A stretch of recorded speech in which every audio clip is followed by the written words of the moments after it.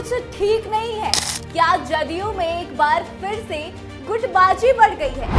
क्या जदयू अब किसी भी सूरत में बीजेपी के साथ नाता तोड़ना नहीं चाहती? क्या जदयू के बड़े नेता अब अपने अपने जुगाड़ में जुटे? यह तमाम तरह के सवाल जो है सियासी गलियारे में चल रहे हैं और इसके पीछे कई सारी वजह है जो हम आपको बताएंगे। साथ ही बताएंगे कि जदयू के नेता आखिर चाहते क्या है। नमस्कार, स्वागत है आपका कैपिटल टीवी बिहार के स्पेशल स्टोरी में और मैं आत्मजा आपके साथ। आपको याद होगा कि 24 अगस्त को जदयू की प्रदेश कार्य समिति को भंग करने का नोटिफिकेशन जारी किया गया। इसके ठीक 1 घंटे के भीतर नई प्रदेश कार्य समिति की घोषणा भी कर दी गई। इस 60 मिनट में जारी 2 नोटिफिकेशन में अंतर बस इतना ही था कि कार्य समिति में पदाधिकारियों की संख्या 251 से घटाकर 115 कर दी गई। अब इसके राजनीतिक मायने क्या है? दरअसल इसको लेकर पार्टी की तरफ से कहा गया कि लोकसभा चुनाव की समीक्षा के बाद यह बड़ा एक्शन लिया गया। प्रदेश के ऐसे नेता जो कि निष्क्रिय थे लोकसभा चुनाव में, जिनका प्रदर्शन सही नहीं था, उन पर यह कार्रवाई की गई। लेकिन असल मायने में नई टीम में ललन सिंह और अशोक चौधरी के करीबियों को पूरी तरह से दरकिनार कर दिया गया। इससे पहले राष्ट्रीय पदाधिकारियों की सूची में भी कई नेता के करीबियों पर कैची चलाई गई थी। अब दूसरी घटना पे नजर डालें तो 29 अगस्त को जहानाबाद में जदयू के क्षेत्रीय कार्यालय के उद्घाटन के मौके पर जिले के प्रभारी और ग्रामीण कार्य मंत्री अशोक चौधरी ने भूमिहारों को लेकर आपत्तिजनक बयान दिया। बिना नाम लिए उन्होंने पार्टी के सीनियर लीडर रहे जगदीश शर्मा पर जमकर निशाना साधा। अशोक चौधरी के इस बयान से पार्टी के सभी सीनियर नेताओं ने किनारा कर लिया। आपको बता दें कि चंदेश्वर चंद्रवंशी को जहानाबाद से लड़ाने का निर्णय नीतीश कुमार का था और भूमिहारों के विरोध से ही वह यह चुनाव हार गए थे। अशोक चौधरी ने इस हार को सवर्ण वर्सेस अति पिछड़ा बनाने की कोशिश की, लेकिन पार्टी के किसी बड़े नेता ने उन्हें सपोर्ट नहीं किया। अब पार्टी के भीतर ही वे पूरी तरह से अलग थलग पड़ गए हैं।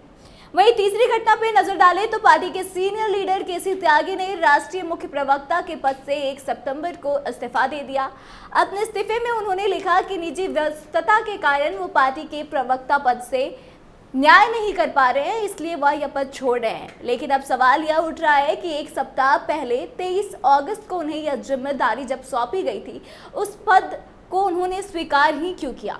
मैसेज साफ है कि भाजपा के खिलाफ बयानबाजी अब नहीं चलेगी। यानी कि त्यागी भले ही इस्तीफे को अपना निजी मामला बता रहे हों, लेकिन मैसेज यह है कि अब गठबंधन में बाधा बनने वालों के लिए कोई दूसरी विकल्प नहीं है, चाहे वे कितने भी प्रिय क्यों ना हो। केसी त्यागी लगातार अग्निवीर योजना को लेकर, लैटरल एंट्री, बिहार को विशेष राज्य का दर्जा, इन तमाम मुद्दों को लेकर एनडीए से अलग लाइन पर बयानबाजी कर रहे थे।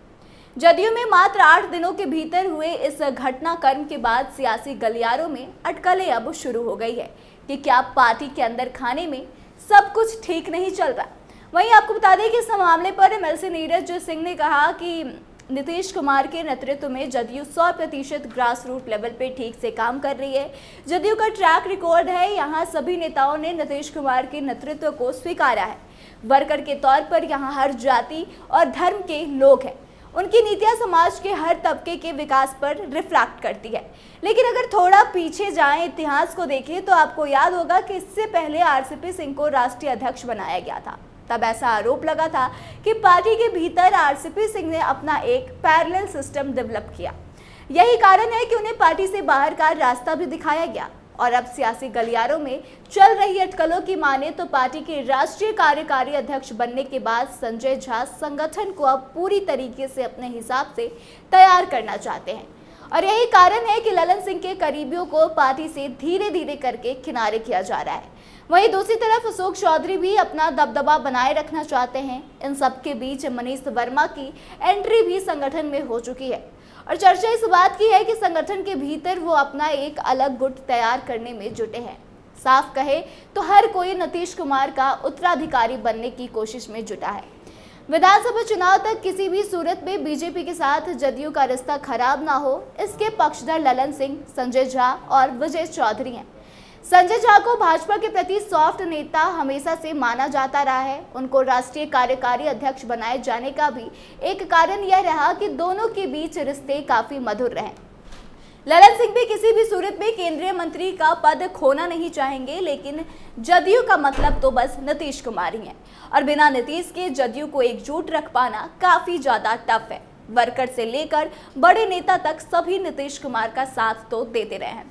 हालांकि आपको बता दें कि यह भी सच है कि नीतीश कुमार फिलहाल संन्यास नहीं लेने वाले, लेकिन नीतीश कुमार की राजनीति अब एक सीमित समय तक ही है। यह सभी बड़े नेता भी समझ चुके हैं, इसलिए सभी लोग कहीं ना कहीं अपनी तैयारियों में जुट गए हैं और अपने लिए रास्ता तलाशने में लग गए हैं।